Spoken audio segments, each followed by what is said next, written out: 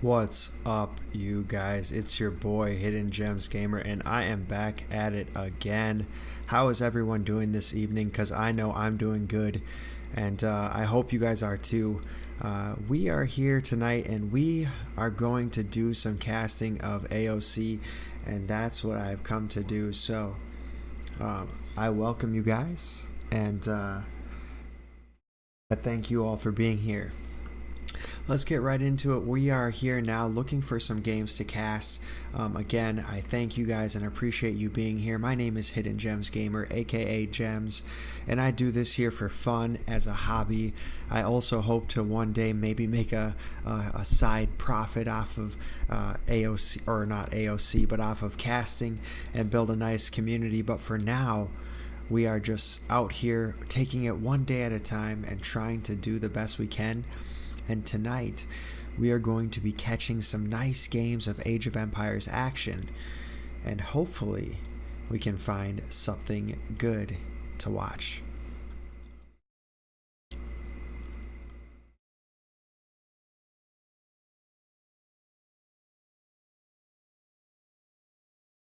I'm looking for a game. 2K maybe would be ideal. Yeah, right, you're not... Okay, never mind.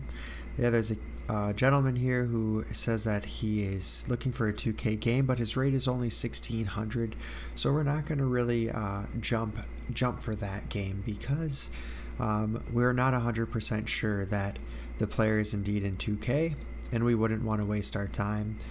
Here is a group of 1600s. Let's go back to that 2K player actually real quick. Where was he? His 1v1 0. Nope, not really worth it. Let's continue to take a look here, ladies and gentlemen. We're going to try to find ourselves a fun game to cast, something exciting, and something to help us just enjoy and relax here on this Saturday evening. It is now 10:33 p.m. Central Standard Time here where I live, and we're going to be bringing you some live Age of Empires action. For the time being, Age of Empires is what's on the agenda. I would like to cast a few games, and we'll see how much stamina I truly do have for Age of Empires. I would like to get a few games casted in, maybe 3, 4, 5, something like that. It all depends on how I feel and also what we're able to find here in the lobby. But I do hope to have a nice group of games casted here this evening, and if we can find something exciting here, we'll be hopping in momentarily. Here's a 2v2, or excuse me, a 1v1, basically 1900. That looks promising. We might jump into that game actually. It is a little bit in, but no bother. Let's go ahead and jump right in to the action. Late spectate is enabled, so we are able to jump right into the game, and let's prepare for some Age of Empires casting, boys and girls. Let's do this. Let's get hype. The hype is real. Let's go ahead and turn off the player flags and such for the time being. The player flags and names have now been turned off in one of the scenes here, and we will now turn them off in the other scene as well. Alright, we have the game set up now. I'm going to turn up the game volume a bit here for you guys because it looks like it could be a bit low. But everything seems to be in working order, and we will be catching up to a 22-minute game, but that means we're going to miss some of the more slower parts of the game, and that's really not a big deal. In AOC, there's a lot of slower parts towards the beginning, and so there's a little bit more action as the game slowly progresses and the drama continues to build, but for the time being it looks like the red player is going to be sticking a stable out here on the front, looking to wall up the front of his base. He is going to be going into scouts, and he does have quite a few scouts here. Blue responding quite well though, also has the numbers, and it looks like blue with 7 military, red with 5. Let's check the audio here. I am going to turn it down in my headphones a little bit, as it is a tad bit loud. And here we go. Go, go, go. All right, the blue player here is going to be putting on the pressure here on the front. He is going to be trying to poke in to red's base. Red looking for a palisade wall behind, and going to do a good job of palisading wall behind that. Blue going to snipe a villager though, and red going to be cheeky and build up another archery range here. He's doing a really good job of quick walling this up and preventing a lot of damage from really coming in. The blue player though already on the way up to the castle age. Red with cavalry archer already out on the field. It looks like he's getting the padded archer armor and some other upgrades. He is getting ready to do the damage. Both players now in the castle age, and a lot of technologies for the archers are coming out right now. Looks like blue though with only crossbows and spearmen. I do predict that the blue player now will be switching into cavalry archers, as that is pretty standard meta in an Arabia Huns war. The blue player here, we can find him out now on the front of red's base, knocking on the door. He's looking to do some damage to this palisade wall. Red not paying much attention to this wall, not going to get anything in behind it, and that's a large number of crossbows sitting on top of that hill, and for that reason the damage is going to get put in. He is going to snipe one of those cavalry archers, and that is not going to be too bad. Red forced to retreat some of these villagers that are out here, not wanting to lose any of them. Losing some of his CA though, his cavalry archers here on the front. Blue losing some of his spears that he brought out here, and those crossbowmen a little bit too close to that TC, taking more fire than they probably need to. But for the most part though, blue taking a pretty favorable exchange here, and continuing to hug this hill. I think if he can snipe down most of these villagers, or excuse me, these cavalry archers, he can get into these villagers. But hey, he's going to go there a little bit sooner. 1, 2, 3, make it 4, and he's going to take down 4 villagers, no problem. Taking a fight here at the bottom of the hill a little bit is the blue player, but he's still going to manage with his sheer amount of numbers to really do the damage, and for that reason the red player is going to call it a GG, and indeed it was. Good game here by these two players here, and I would love to see a rematch by them. Lovely game, lovely game. Unfortunately, it does look like the player has left. That was a lovely game here to start out the series, or to start out the night, I should say, and we're going to just continue to bring you some live coverage of AOC action for tonight. Let's get it, baby. All day, every day, and that's what we're here for. We're on these Twitch streets, not really every day, all day. Mondays, Tuesdays, Thursdays and Saturdays are the main days that you can catch me. You can also catch me on other days as well if I choose to do some extra time on these Twitch streets, but for now it's going to be the days specified. We are going to be changing the times up a little bit. Monday and Tuesday will still be from 11 p.m. to 2 a.m. Central Standard Time, and then Saturdays I believe we will be pushing to 9 p.m. Central Standard Time.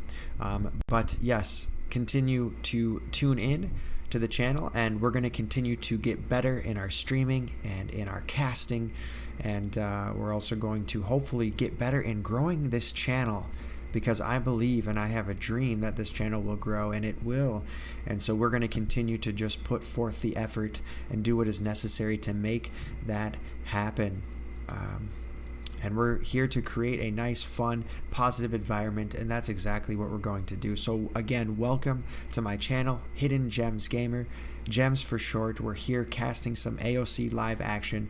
Looks like these players are talking a little bit about playing a game here, 1v1. It looks like the host not too pleased with the other player's rating and saying that he would prefer a player that is rating a bit higher, from what I can tell. We're going to go ahead and minimize that game for the time being and see if there's anything else that looks particularly interesting.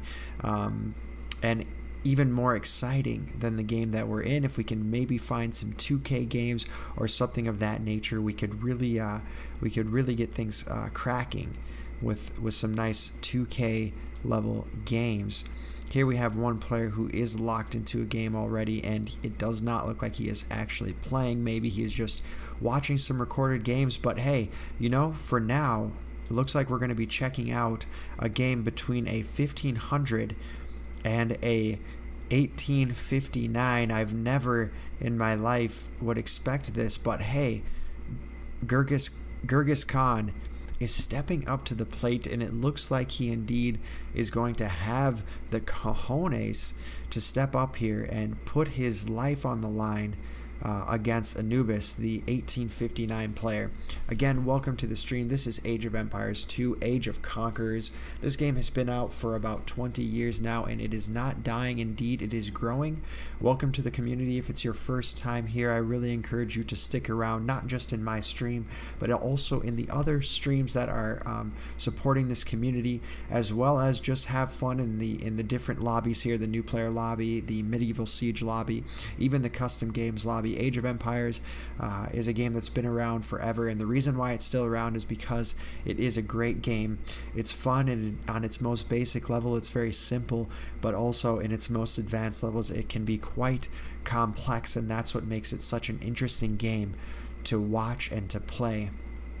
So yes, welcome to the stream, welcome to the community. Let's get right into our next game here between Anubis and Genghis Khan. Now remember, I said while we were sitting in the lobby that Genghis Khan does have a 1565 rate, whereas Anubis, the red player here, does have an 1859 rate. This is a significant difference in rank and just overall, rank in the Voobly lobby. And I wonder, I would presume that this will play a significant role in the outcome of this match. We would have to say that the blue player is a significant underdog here if we were just to look at his stats on paper. But here we will still have to see, we have to give him at least some props for stepping up to the plate and taking this fight against a player with almost 300 points more than him in the Voobly lobby. Yes, this should be a good game. He is go ahead and scouting his sheep just as any really high level player should do. He is keeping them a little bit clumped up, and I would like to see him branch those out a little bit more. The red player here, though, taking his sheep, he is going to be going ahead and getting that lumber camp going here right away, continuing his scouting, and he's going to be doing that in the back of the base there, not to bring his sheep too far forward here like these two. We can see him sending them a little bit closer now. This one will probably head in the back and come around this way. And that is just simply to protect your sheep and make sure that your opponent doesn't grab that from you. He'll be extra cautious with them, I will presume. First boar coming in now for the red player Anubis, again the favorite to win, and he's going to continue a little bit more scouting with his sheep. Gonna lose a villager though, and that's unfortunate for him. It's putting the villager count 9 to 10 for the blue player. Red not missing a step though, going to be creating another villager right away. He is going to get right back on track here with 10-10 to both players tied now. Blue player going to be bringing in his first boar. He does have loom, which means he is going to have that extra HP, and that means he won't have to worry too much about the damage of that boar. He is making a bit of a misstep here, but it wasn't too bad, and he was able to kill that boar pretty close under the town center. Not to mention, he finished that sheep all the way down to the core, doesn't have anything left, anything rotting, and he was able to just go ahead and switch right into that boar take. Very good play here by the blue player, keeping his sheep nice and close to that boar, making sure that when his villagers are ready and finished with this first boar, that they won't have to even move very far at all to continue to take more meat. Looks like the blue player now is going to be sending out another villager coming out here, going to be grabbing another boar. The scout going to be coming out here as well of the blue player, not exactly sure what for, maybe just continuing his scouting information. But here comes that boar lure. 2 shots will aggro the boar just enough to keep him on you so that you're able to deliver him to your town center. His other boar at 57, not too bad. That other boar coming in right at the right time. Very, very good play here by the blue player. And I would not say he's a bad player at all, at least here in this early game, as his economy setup is very, very good. We'll have to wait and see how things transition for him as the feudal age comes in. And we'll have to see how he keeps up with production and what types of military units he chooses to make and how he switches up his army.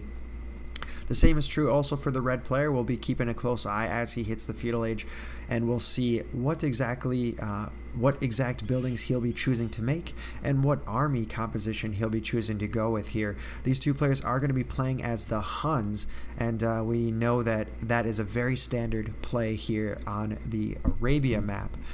We also know here by looking at Red's map that he is in a bit of a crater, and this sometimes can be disadvantageous to the players here that are inside of the crater, simply because any units that are on a hill and have elevation on other units, they do more damage to the units below them, and that can be a little bit difficult when you're in a crater like this, like the red player Anubis. Anubis, though, I'm sure no newbie as far as being inside of a crater, and I'm sure he'll be just fine here playing this map, as he does have quite a high rate here in this game. Scout already out here on the front for the red player, checking out what the blue player is up to, and just kind of looking around. The blue player senses a little bit of danger. He's going to be going with a barracks here and trying to get things started off right. The red player, though, it does look like if we scroll south of here a bit, he does have quite a few villagers on the way over. Stone and gold out there really, really far forward for the blue player, and he's kind of pushed back in the corner of this map. Kind of goofy for him, but we'll have to wait and see if he's able to respond well. I would like to see him grab some stone right away, hopefully. Otherwise, we could see him in a bit of trouble if a tower rush comes out, which I would expect here from the red player here. If he does get this wood line, that's going to be exceptionally strong. I don't think the blue player is aware of this right now, and he does have his scout running around. I think he's a little bit concerned about what's going on. Oh, excuse me, here's the scout here. But as of now, he's unable to find the rush.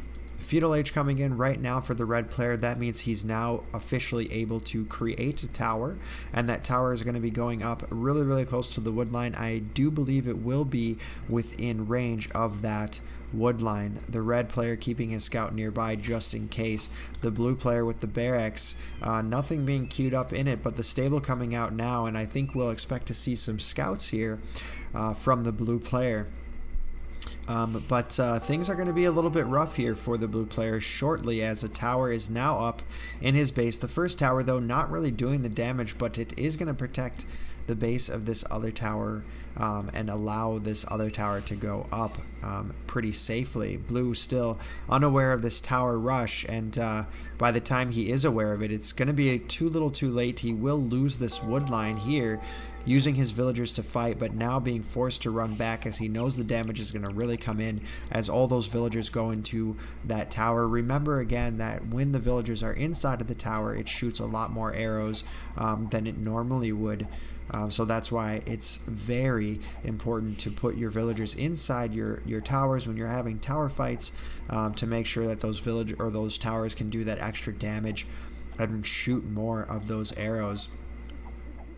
The red player, though, not just happy with putting 2 towers here on the left side or the west side of Blue's base. No, he's not content to do just that. He's also rushed on the right hand side. He's put up 2 towers here on this wood line as well, and he's really trying to stop the blue player from being able to get any wood at all, and so far it's being quite successful for him. Another tower here on Blue's wood, and blue going to be in a little bit of trouble here trying to get the wood resource. He is going to move another lumber camp in the back, but the red player is going to know that there's something fishy going on. He is going to send that scout out and continue to look around. The blue player now with 3 scouts on the field, and he will be trying to defend himself a little bit against this tower aggression.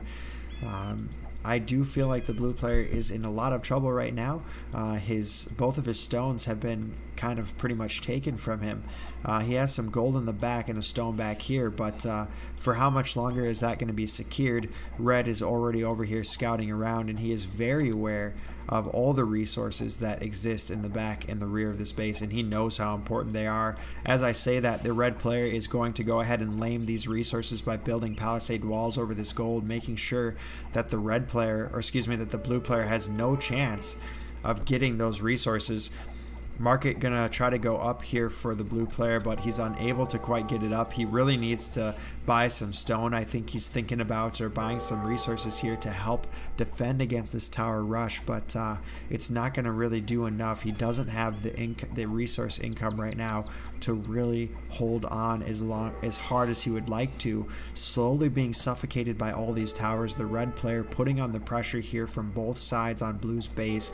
Blue really being forced into a corner here and not really sure what to do. Red just laming these resources here by putting walls all around. He's really doing his best here to try to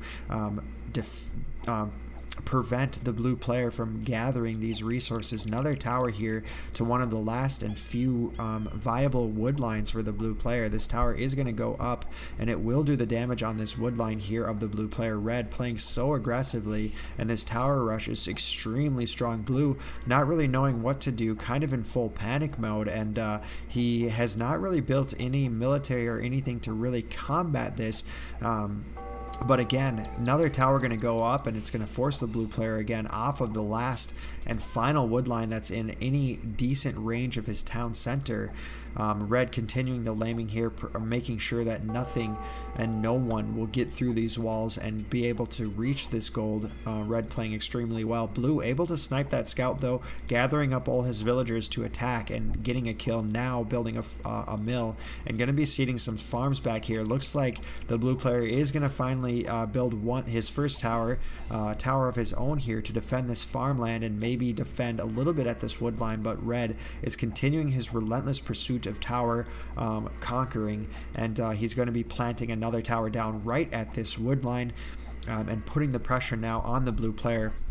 The blue player, yes, going to be just trying to build these farms and protect himself with this tower, but things are looking a little bit tricky for him. He is going to try to tower rush up something of his own here. He should have put maybe a few more villagers on that if he wanted to rush it up.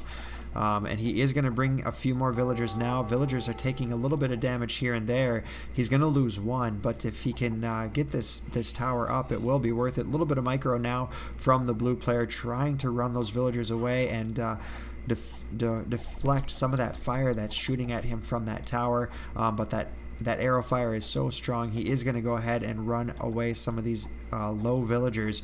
Going to bring forth some of those higher HP villagers, try to finish this tower. 85, 86, almost there. He's really trying to finish it up. Red looks like he's gonna just allow it to happen at this point, gonna concede and give up the tower. The red player not really making any army at home. He's just gonna continue this push on the front. He is running a little bit far distance for this lumber camp and probably could benefit for one with one a little bit closer to his base, but for the time being he is just going to continue this pressure on the front that we've been watching, and this little bit of farmland here that the blue player has been trying to hold on to is going to be contested now as red is trying to continue this tower creep. Blue getting wise to the tower creep is going to bring in his scouts, one already low HP, so it's going to die right away, but the other two are going to take a halfway favorable fight, but going to take a lot of damage underneath this tower and again from all of these villagers. So the blue player is going to be forced to run away, but he is going to delay that tower for a little bit longer here, and Genghis Khan now got a little bit of stone in the bank. He must have been able to make a market and maybe he's been buying up a little bit of stone, trying to keep his economy alive. He is at 37 villagers right now. Red also at 37 villagers, and for the time being, the blue player is able to hold on by a thread despite all of this early aggression, and the question is, will he be able to hold on long enough? It looks like he's actually even beating the red player in resources right now, although we do have to remember that red has a lot of map control. He does have a lot of these resources like this northern gold lamed up, and as well as these two southern gold and stone respectively, being blocked off now by a lot of tower fire. Blue doing an excellent job of going further down in the south of the map, halfway between him and his opponent. He found himself a nice little stone mine, a nice little gold mine, and a great wood line, and now he's going to be a little bit safer here. He is going to be running some villagers up of his own. We're going to try to check the fog of war though, and that wolf kill might give things away. I'm not quite sure. Red though continuing again that village or that tower push. He's going to be coming here with a tower push. He's going to be pushing a little bit more, and he does have one spear out here trying to just harass these villagers as much as possible. Out on this side, though, the red player does seem to know that something goofy is going on.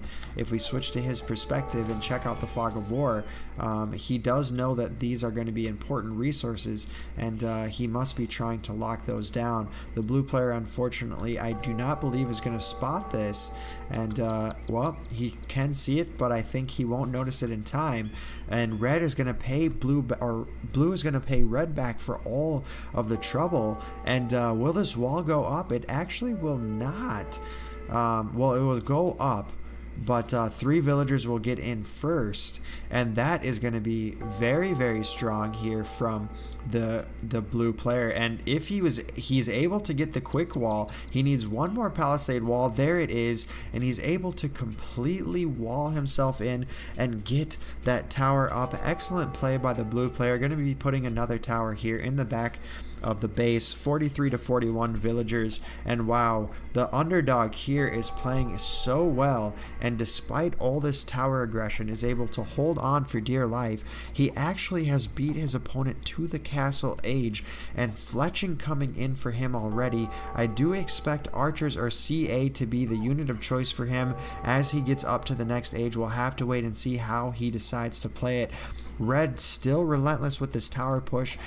This is going to be his aggression of choice here, it looks like, throughout this beginning, middle, and late feudal age for the red player. And he's going to be putting down all these towers, making a nice strong tower push, and pushing blue off of the only gold and stone that he's been able to get all game.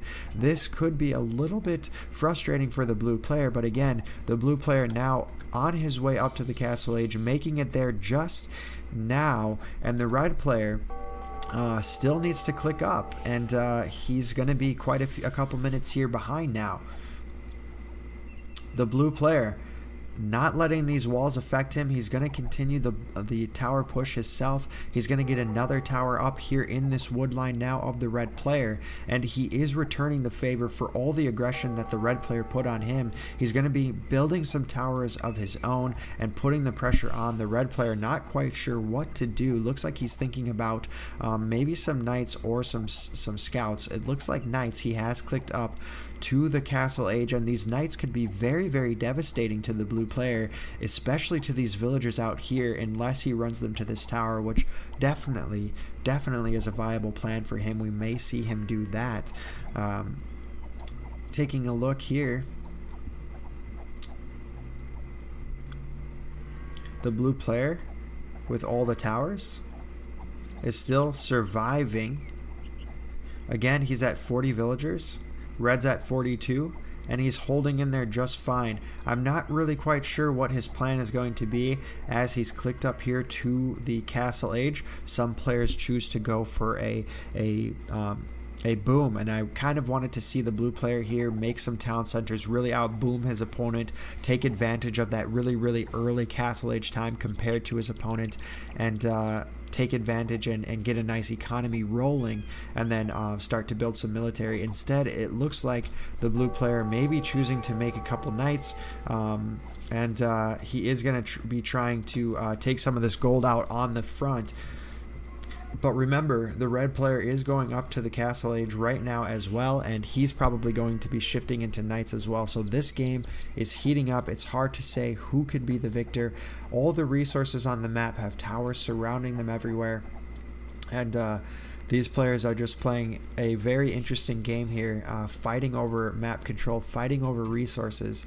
And red finally making his way up to the castle age. Blue not really doing much with his advantage, unfortunately. I really would have liked to see some pressure from him early here in the castle age, but unfortunately the red player was able to catch up. Now he is able to get another tower up here on this gold and take that safely. Gonna get a couple kills as the red player here from that tower, and the blue player gonna say WTF and laugh because of this tower that got creeped up on him. It's a very cheeky tower here by the red player and done very excellently.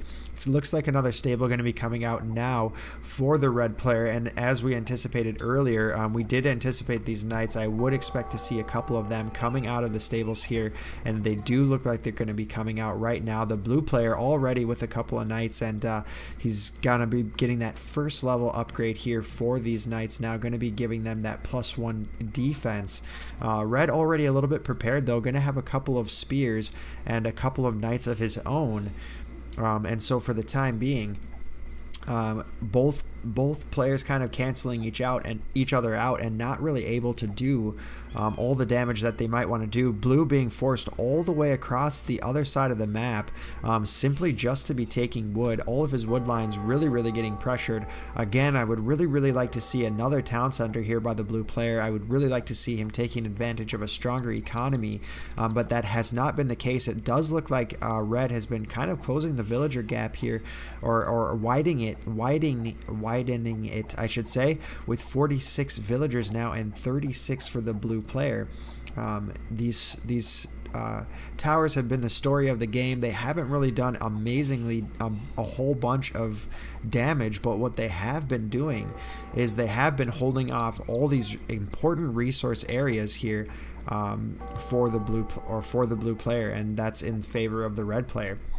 Chronic Twitch and chat, one of my buddies, one of the guys that I like to play video games with here. I like to play some PUBG and Dirty Bomb. Welcome to the channel. How's it going, Chronic? I'm doing quite well this evening. You know, I'm here just casting some live AOC action here. We got some an 1800, close to 1900 level rated player and a 1600 rated player. The 1600 rated player seemed to be the underdog here, but he's been able to hold on the whole game. As I say that, he's finally calling the GG at the end of the game. He just wasn't quite able to hold on to that villager production. He was able to beat his opponent to the castle age, but unfortunately, red was just able to beat him with that villager production. And overall, great game by these players. And wow, nice game. We're going to continue to look for a couple more good AOC games tonight. Going to continue the live streaming action, so stay tuned. It's your boy Hidden Gems Gamer, aka Gems. Thank you for tuning in, and we're going to try to bring you some entertaining and informative gameplay here tonight between some players in the more advanced lobbies here of Age of Empires. So if you're new to the game or just checking it out, come hang out. There's a couple lobbies to play in, so yes, come and play. Age of Empires is a great game. What we're going to be doing here though is we're looking in the higher rated lobby here, the RMDM Medieval Siege, and we're going to be searching through the games to find something of maybe the 2K players. Now 2K rated players are around the highest rated level players that exist in Age of Empires right now. So if we can get our hands on a 2K game like this one here that's actually being streamed and has just started, but we're gonna go ahead and jump in it right now without further ado. no more introductions are necessary. The game has begun, so let's go ahead and get into it. This game is being casted by some of these higher rated level players. ACCM playing for the Vietnamese team, and SY Jib Tong is playing for China. These players both being over 2K. ACCM with a 2,246 rate, blue player with 2,278 rate. Getting ratings of this magnitude are not easy in the Age of Empires community. It's actually quite difficult. So we are watching some of the top rated players of the game. I would say the top 50, maybe the top 25 or so, top 30. So these players here with these 2K ratings are indeed going to be some high-level players for Age of Empires Conquerors. Age of Empires being around for 20 years, the game has changed and adapted, the metas have changed, but now we are watching some of the best as of right now as the game has evolved and changed as far as the meta goes. As the purple player here is going to be pushing in one of his deer, he's going to get that nice and close to the TC, but the blues player is going to be harassing that deer push a little bit and almost killing purple scout. That could have almost been disastrous. Also, the blue player causing a lot of idle time here at purple's TC. He forced him off of those deer here for a moment as purple tried to bring his villagers inside that town center to shoot at that blue scout. So very good harassment here by the blue player SY Jibatong. SY clan, Chinese clan. A couple years ago, the Tyrant clan, one of the best clans in the world, were playing in China versus SY.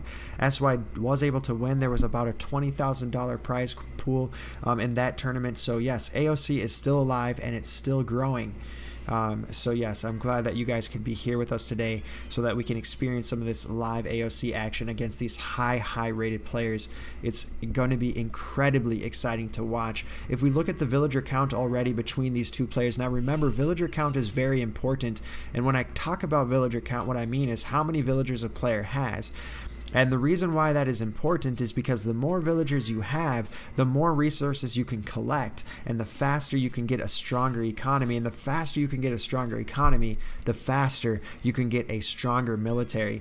As I talk about the villagers here, purple and blue are right now at 26 and 27 villagers respectively.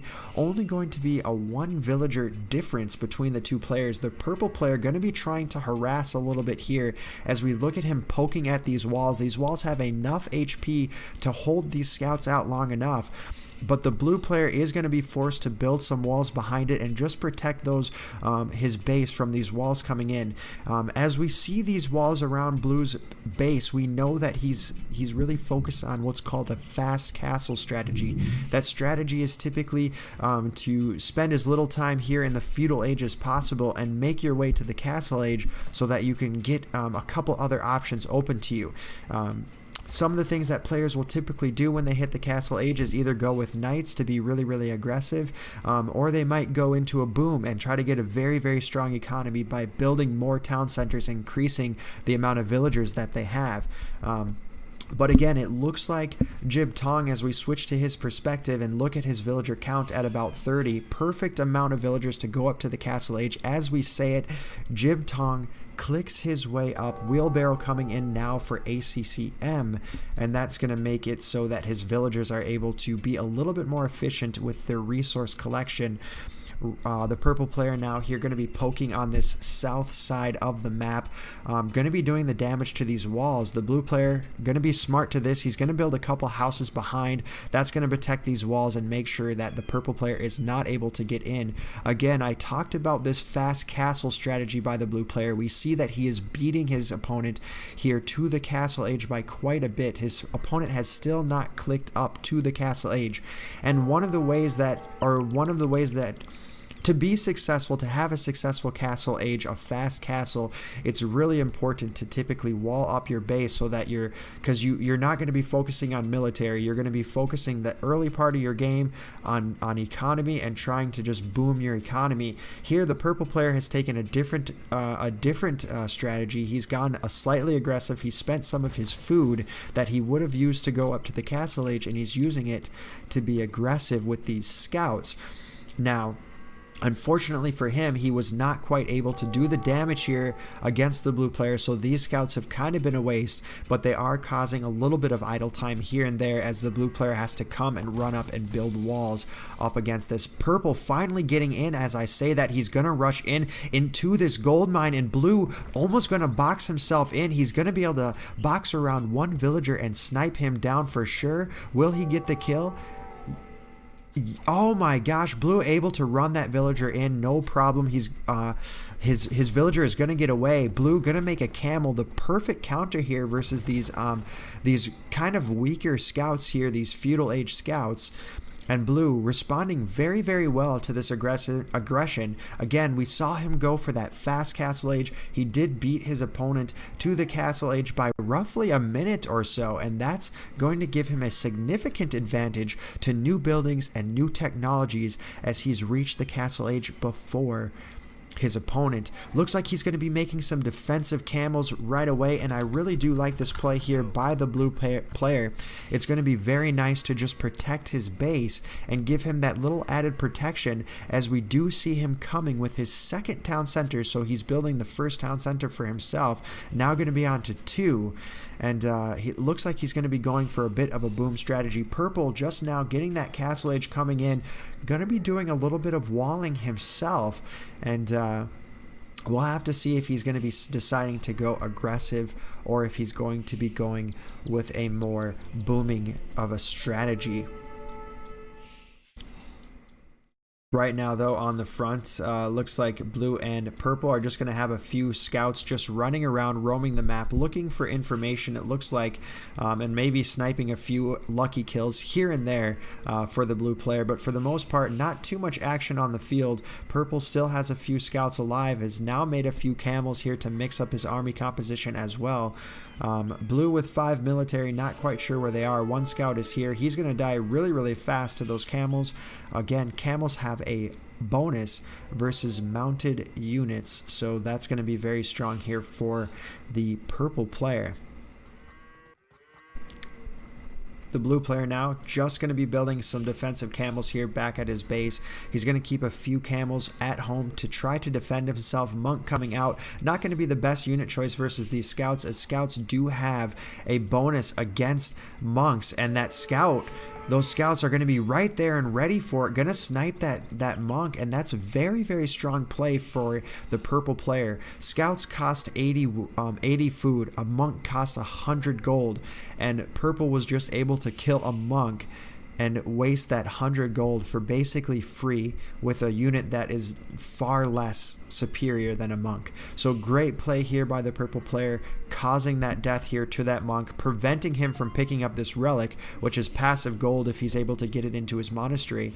But now purple taking a favorable fight here on the hill. He does seem to have the numbers advantage. Purple still not going to be leaving that monk alone, going to be going after that monk and getting another nice little kill there. Going to lose one scout, but not too bad as he runs back with the camels. Camels taking a little bit of damage from this town center, but all in all, not a bad play here. Looking to bait in the blue player here is purple with his 2 scouts, and he was able to do it successfully, taking a fight on the top of this hill. Going to do a little bit of damage here to those camels, but not quite as much as maybe as he wanted. Excellent micro here from both players as blue sends in these new reinforcements here. He's going to be taking the bottom of this hill. Purple wanted to engage but decided not to take it because he didn't quite have the numbers. Blue, though, going to go ahead and try to snipe that relic right in time. Purple trying to defend that and not let that happen, but he's going to lose 2 scouts for free because of that fight. The monk going to go ahead and drop the relic, look for a conversion. I believe he was able to get it, and purple going to be running back now as he's down to only 2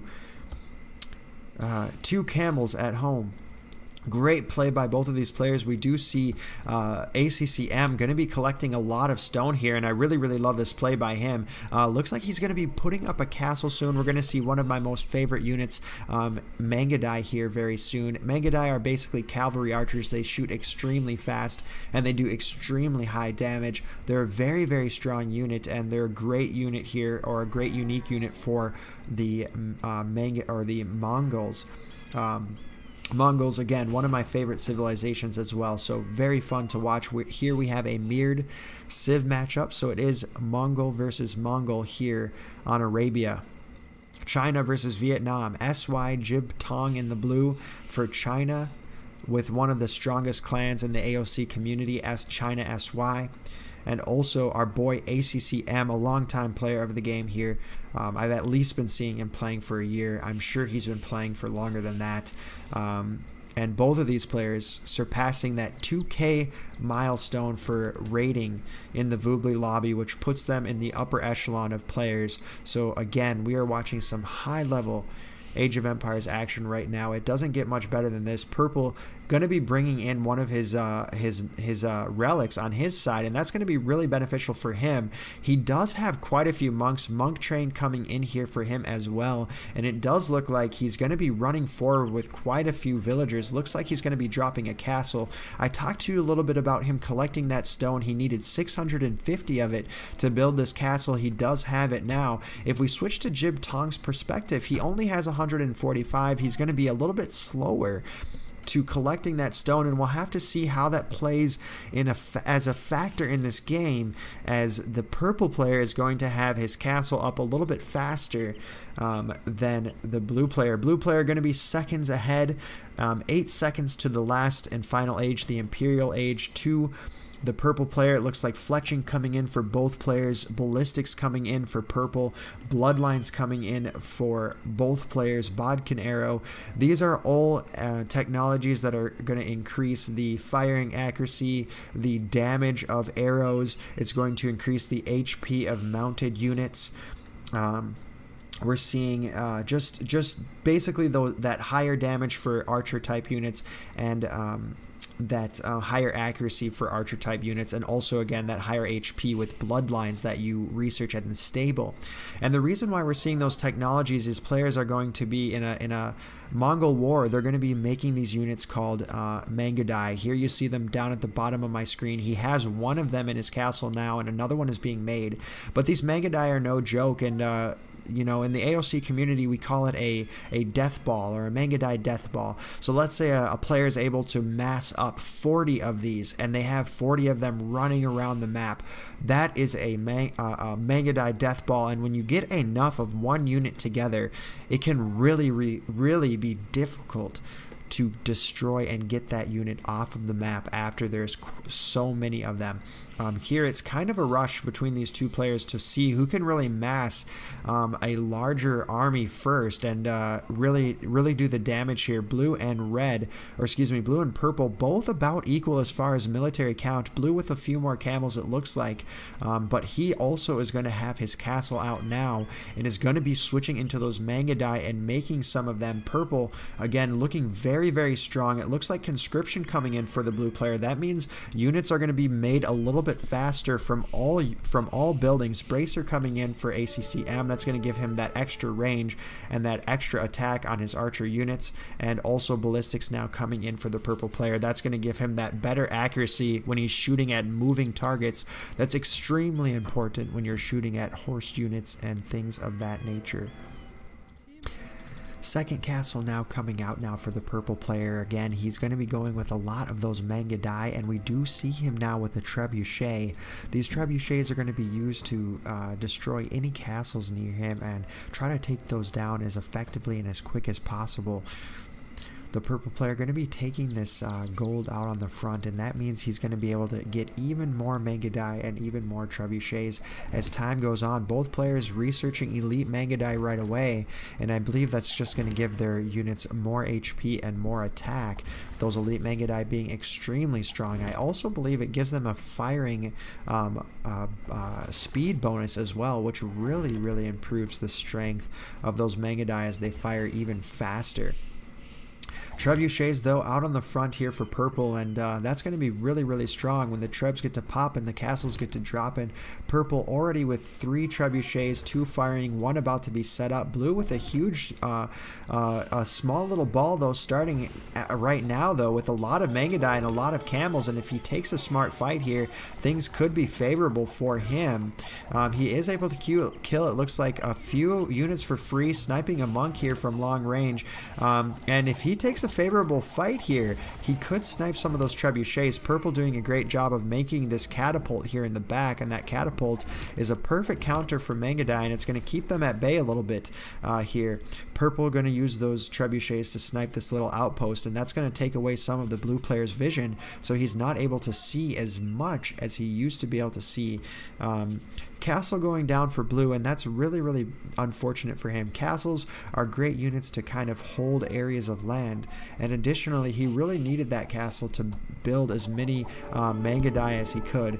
Thank God he already did have a large number of army already, so he's able to continue to build off what he had, but having that extra castle would really help. Leather archer armor, Praetorian tactics coming in for both players, so they're really getting that extra defense and that extra attack. All those technologies coming in strong for these players right now. A lot of trebuchets, a lot of monks, lots of army, lots of Mangudai here for the purple player. Again, he has elite Mangudai. These are 8+4 attack and +3/+4 defense with +3 range. These are some strong Mangudai, taking a favorable fight, getting the heals in from the monks in the rear, maybe even going to get some conversions, it looks like, as well. Blue losing so much, purple with so many conversions, really going to make all the difference here, reinforcing those Mangudai so fast. Another castle coming out for the blue player, but remember, purple still has all these trebuchets, and he's going to have to do something to get rid of them if he wants this castle to stay up for any reasonable amount of time. Trebuchets firing now. Chemistry already in on these trebuchets, as we can see that they have that fireball animation going on them as well. That means that they have that little bit extra damage as well on them.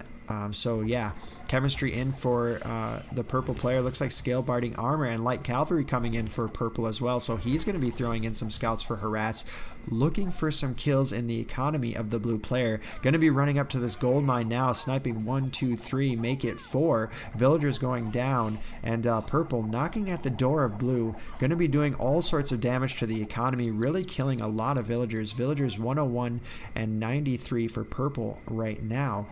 So purple with a 10 villager advantage with a large number of Mangudai and a large number of monks, also with quite a few trebuchets. And blue is really losing ground here. We see those castles dropping. We see the town center now dropping. And that means these villagers are going to be left unprotected and not have a resource drop-off point anymore for these farms and all the other resources nearby. Purple going to be switching sides here. He's going to be moving around and maybe looking for another point of attack. And maybe we'll see him move his trebs right on this hill here to try to take down this castle. If he can really take down as many castles as possible off of the blue player, that will really help him hold this advantage here as he continues with the Mangudai production, and he continues to mass a large number of Mangudai.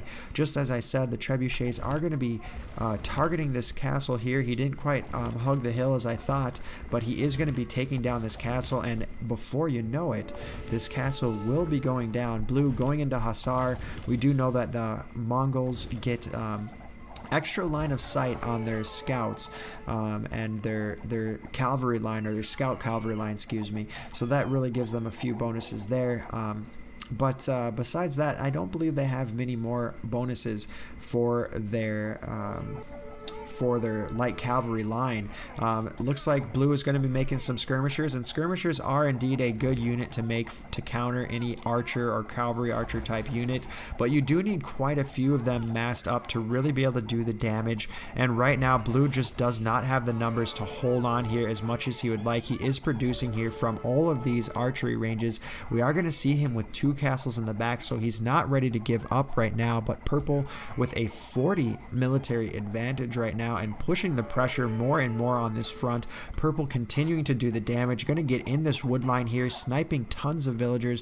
1, 2, 3, no problem for him. Going to be able to take favorable fights here versus these skirms because there's just not many of them, and again getting in this wood line and doing exceptionally strong damage. Villager count 100 to 67 for the purple player. Hokey smokes, he's just doing all sorts of damage as purple here. ACCM making quick work right now of the China SY Jibatong, and I don't want to take anything away from China Jibatong. He's done such an amazing job this game, but ACCM playing fantastically well, and the only thing we can hope for is another game between these two afterwards. While purple continuing his relentless assault, he's going to be coming down in the south and between these two wood lines and through this passage here as these villagers attempt to retreat. Going to be sniping villagers all over. You can see the bodies everywhere. Remember, I just said that it was 100 to 70. It is now 100 to 35 villagers. So again, remember, a lot of villagers means that you have a stronger economy. If you have 100 villagers and your opponent only has 30 villagers, and you guys have equal army, well, it really doesn't matter, because if your army dies, you can make more, but if their army dies, they can't. So that's why having a lot of villagers is really important. And here, if you want to destroy your opponent, if you really want to win, purple taking a terrible fight here, unfortunately for him, though, at the bottom of this hill. And here we can really see how much a hill advantage really does. We see 2 bodies here only for the blue player, and about 10-20 bodies here for the purple player, all because blue was standing at the top of the hill. That was one of the best fights for him all game, and he was really able to do the damage, as we see this battlefield here littered with purple bodies and only with a couple of blue bodies thrown in. Blue taking a favorable fight, and purple was just kind of taking his eye off the ball there, not really paying close enough attention, but no bother to him. He has the economy. He's not too worried. He has the masses already at home. He's already reinforcing with more military. So no problem for him. Blue, though, still taking a fight at the top of the hill, just like we saw. Purple with a little bit larger number of troops, though, and has his castle firing as well. So this time, it's going to be a fight in favor of purple. Blue forced to run back a bit with 1 trebuchet out here. He's going to be targeting that castle and trying to take it down, but he's going to need a few more trebuchets if he really wants to do the damage. And there we see the GG here from Jibatong, and ACCM saying GG. Good game here. ACCM from Vietnam able to take it from the SY Jibatong player. So ACCM, the Vietnamese player here, taking it from Jibatong. Great game, guys. Thank you guys so much for tuning in. Wow, that was a great game, and I really hope these players play again. We're going to go ahead and write GG in the comments. We loved it. We enjoyed ourselves. If you're still here, thank you guys so much for being here. My name is Hidden Gems Gamer, aka Gems, and my goal is just to bring some exciting and entertaining gameplay and hopefully informative gameplay here to the AOC community. AOC, you know, is a small community, but it's growing every day. We just recently had the release of a new game called Age of Empires HD, which is the remake of Age of Empires 2, and so that has been really, really helpful for the growth of Age of Empires on Steam. We've also had some very, very successful streamers from the likes of Viper and Mem. Viper being one of the top, or the top player of Age of Empires, being very, very successful on these Twitch streets right now, and Mem, a long-time committed streamer, also very successful. So all those things tied together has really helped produce a stronger community, and a community that's continuing to grow. So Age of Empires is continuing to grow, and I hope to bring some good information here to maybe some new players, or some exciting information even to some of the players that have been around the AOC community for a while. So tune in, get comfortable, relax, take a load off. We're going to be getting into game 2 here now in a moment's time between these two players. If I can quickly, I'm going to try to be very fast here. We're going to try to be very fast. We're going to go ACCM. We're going to try to be very fast, and we're going to get the flags here. Vietnam already set. Player 2 is going to be Jibatong, and we're going to go ahead and get the Chinese flag as well. Oops, actually, let's cancel that. Player 2 flag, Vietnam. Let's go. This is going to be game 2 of the series here. Oops, this should be China. I apologize. China.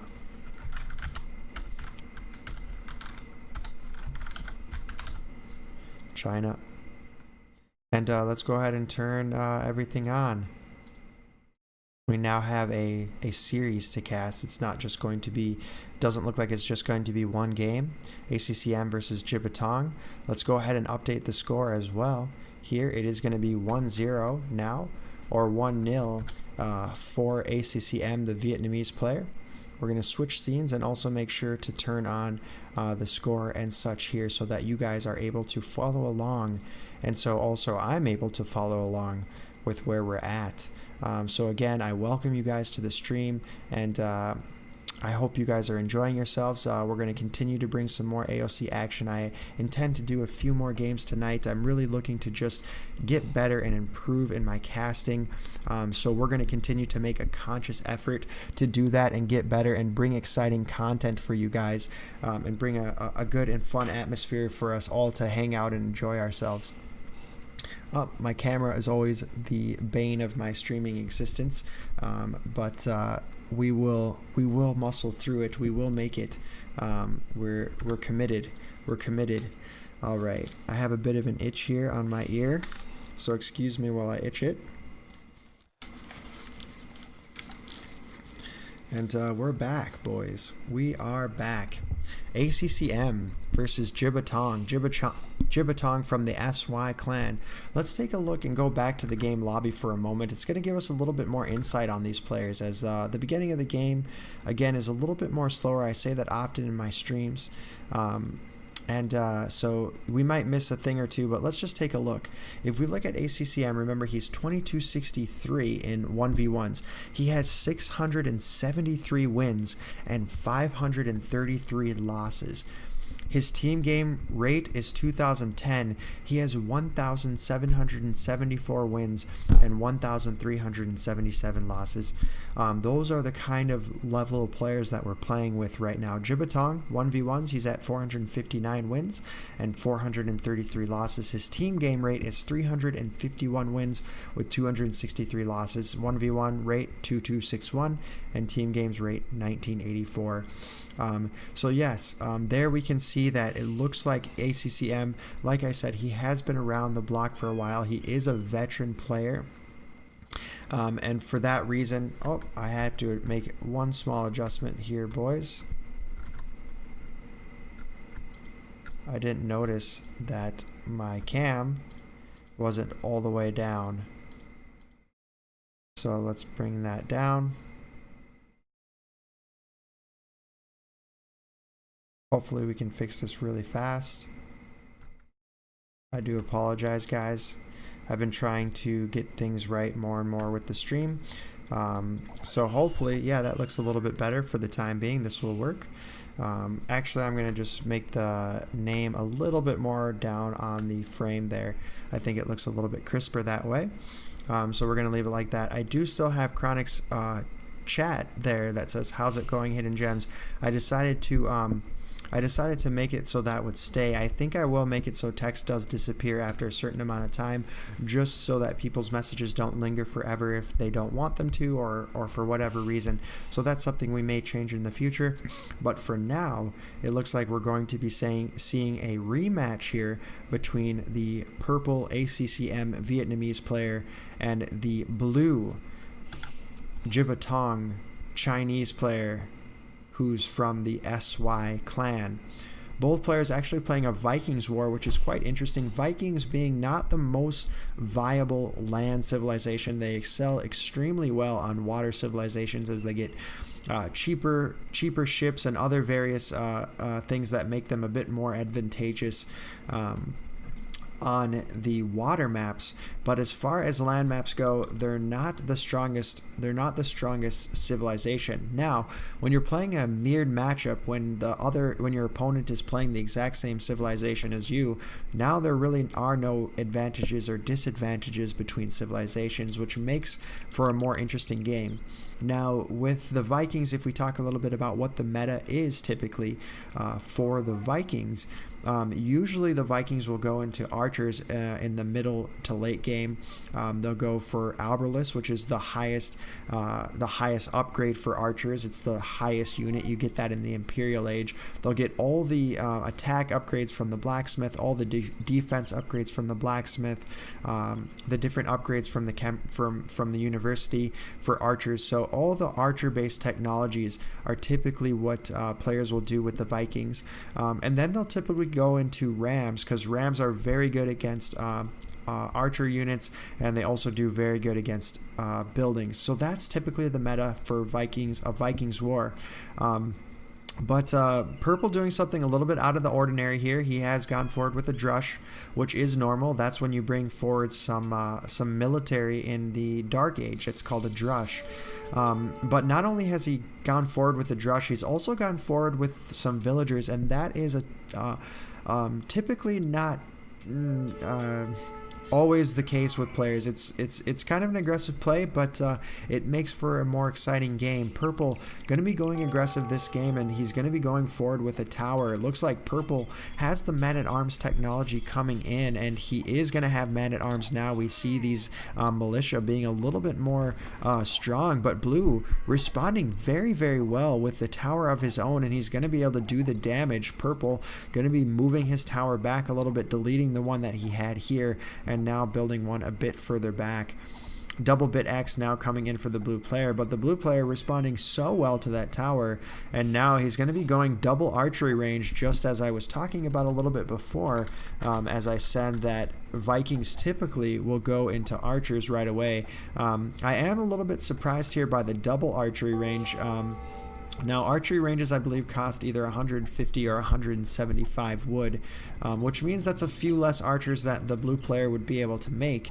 But I think this is fine, and we're going to see him now go into a little bit stronger, more either defensive or aggressive style here with these archers. We'll have to wait and see how he chooses to play it. But purple is successful at getting that tower up, and for the most thing, it's not going to do too much damage, but it will be a little bit of an annoyance here for the blue player, and so we'll have to wait and see how that goes. Purple still with his men-at-arms. They still have a decent amount of HP, and they're going to be roaming around the back of blue's base and blue's economy here, looking for some harassment. Blue already kind of privy to what's going on. He is going to have some archers here in the back, and those are going to be back here defending his base a little bit here, defending this wood line and protecting his resources. Those archers are going to kite backwards a little bit as they continue to shoot at these men-at-arms, and that's really, really good micro here by Jibbatong. Jibbatong not really paying close attention to his villagers here, though, in the corner, and if he's not careful, he may lose one of them. One of his villagers is trapped here in the wood line. Those archers still doing the damage, but he still needs a few more. One more archer coming from the rear. Gonna go ahead and reinforce this a little bit, and he is able to take down 2 out of those 3 men-at-arms, and the third and final man-at-arms going down now. Blue doing an exceptional job putting that damage on. Blue here, though, getting sick of this tower. He's going to jump 5 villagers inside this tower. That means the tower is going to do more attack and shoot out more arrows, and that's a really good play here from the blue player. We will see him very, very quickly taking these villagers out in 3, 2, and there they go, and that's because he doesn't want those villagers sitting around doing nothing. He wants those villagers working, and it's always important to keep your economy at its most productive and its most efficient state as possible. Here is another example of efficiency that you'll see in high-level players. Here, instead of building 1 lumber camp, see he has 2, right? He could have built 1 in the middle and had this many villagers, so like this is probably about 20 or so, maybe 15 villagers on that 1 lumber camp. But if he would have done that, they would have been bouncing all around each other. And so that's why he splits his lumber camps into 2. And this way his villagers are more efficient. Here we can see 1 villager is caught in the wood line, and that's not a glitch. That's just because the villagers are taking from different trees that are blocking one another. And so the trick is that you want to even micro these villagers to take trees that will not let them bump each other. That's the best way to really make sure that you have an effective and efficient economy. Here he's got another villager who is just locked between 2, but now they're all taking trees that won't cause any bumping as of right now. So that's just a tiny example of the bumping that you see and that will hold up your wood production and players need to be careful of that. They'll usually make sure everything else is kind of evened out first, and then they'll go for making sure that each villager is doing their proper task on the proper item and the proper resource. But it is very important that these players do make sure that their economy is running as fluently and as well oiled as possible. Blue here getting in the south of purple's base and is going to be able to do the damage here. Looks like purple going to quick wall though and bring around a whole bunch of archers and a whole bunch of skirms, and purple taking a little bit of a favorable fight here. He does have the numbers. Oh no, excuse me, blue with a little bit more numbers than purple. Looks like he had 13 to 8 military. It does look like he's on a bit of a hill, and purple is going to lose quite a bit. Purple doing a really good job of running that one archer off to the side, causing blue to miss a lot of his shots. And had that not happened, he would have been able to kill these archers a little bit faster. So very, very high rated play there by ACCM. Jibatong now with a 10 villager advantage. This is very, very surprising. Jibatong able to boom up a little bit here, and still not on his way to the castle age as Jibatong, but in not too long of a time he will be up, and purple will be not only a far way behind him to the castle age, but also with a significantly less amount of villagers as it stands, with an 8 villager disadvantage. He does seem to be slowly closing that gap now though. 6 military total for purple. He does have a few of these archers and skirms here on the front. Looks like he's going to be going forward with them, or maybe just setting them to patrol and to protect the front of his base. Blue now clicking up to the castle age, and I do expect him to be going aggressive here. It does look like he has a whole bunch of military in these archery ranges. We're probably going to be seeing crossbowman and elite skirmisher coming in right away for technologies for blue when he clicks up to the castle age. We'll probably also see the archer technologies that will increase the damage, like bodkin arrow for him at the blacksmith. So that's what I believe is in store here for the blue player. Neither player really being aggressive right now. Both players, purple just staying at home, blue doing the same thing, just kind of staying back and kind of chilling a little bit.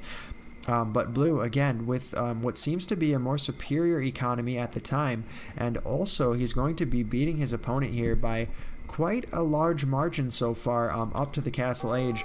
ACCM still quite a ways away, trying to close that villager gap, but still so far away from the castle age that it's going to be quite difficult for him to catch up. Blue with a large number of military now, 18 military in total, and I'm really curious as to see if he's going to click on crossbow or elite skirmisher first. I'm not quite sure. I would suggest elite skirmisher. I'm not sure though. I'm not a high rated player, so I wouldn't know, but he does have a larger number of skirms than he does archers, so we'll have to wait and see what blue chooses to do. I'm not quite sure. Purple though continuing to keep that villager production up, and he has now closed the gap. The blue player actually going to be clicking the crossbowman and elite skirmisher upgrades at the exact same time, so there we have it for that. Bodkin arrow also coming in a second behind that, and then the ever important bowsaw upgrade, which is going to make it so that your villagers are a little bit more effective at collecting the wood resource, which has a very important trickle down effect for keeping a strong economy. It really goes into your farm production and your food production, so getting those lumberjack technologies are extremely important. Blue though, again, he has gotten that attack upgrade. He does have a large number of skirms and a large number of crossbowmen, and it looks like he's just going to go ahead and try to run in here and tank as much arrow fire as he can and try to run right through these walls. Purple though, not allowing that to happen. He is going to be putting up some walls of his own. He is going to have a nice sized army, but he's going to be running it backwards for the time being. He's waiting for his castle age technology to come in, and when it does, he's going to be researching crossbowmen and skirmisher probably himself. Leather archer armor also coming in now for the blue player. As he tries to do the damage here, he is going to target one of these palisade walls, and undefended, this palisade wall is going to go down quite quickly with this many units shooting at it.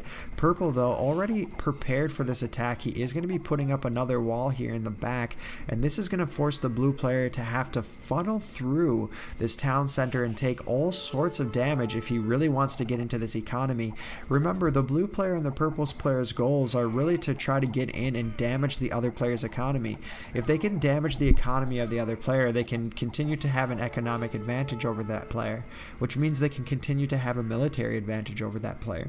So that's why it's very important for these players to take down the villagers and the economy of other players.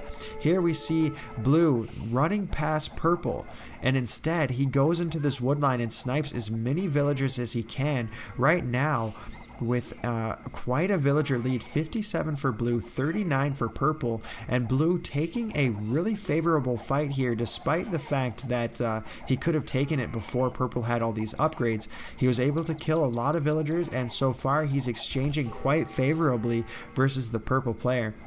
Blue here with still a large number of skirms. Now, skirms are a great counter versus archer units. I mentioned that in the first game during that Mongol war, but here we can see how strong and how superior they are in a nice clump versus archer units. He's really doing the damage here with these skirms. They have really high pierce armor, and that pierce armor is really going to be strong to defend against archers and other skirms. So very strong play by blue here. He is going to lose his entire army here, but overall it was a very successful fight for him.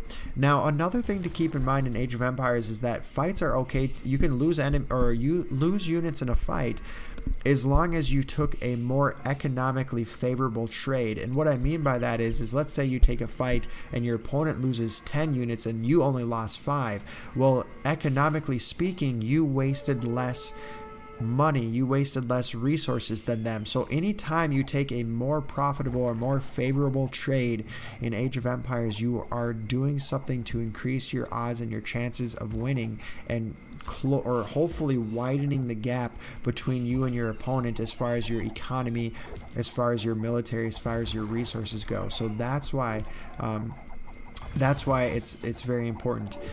So anyway, the blue player here, again, really fast up to the castle age. He's going to be coming in with these mangonels. Now, this is going to be the perfect opportunity for him to do the damage here out on the front. He's going to be coming forward with a castle. This is super strong by the blue player.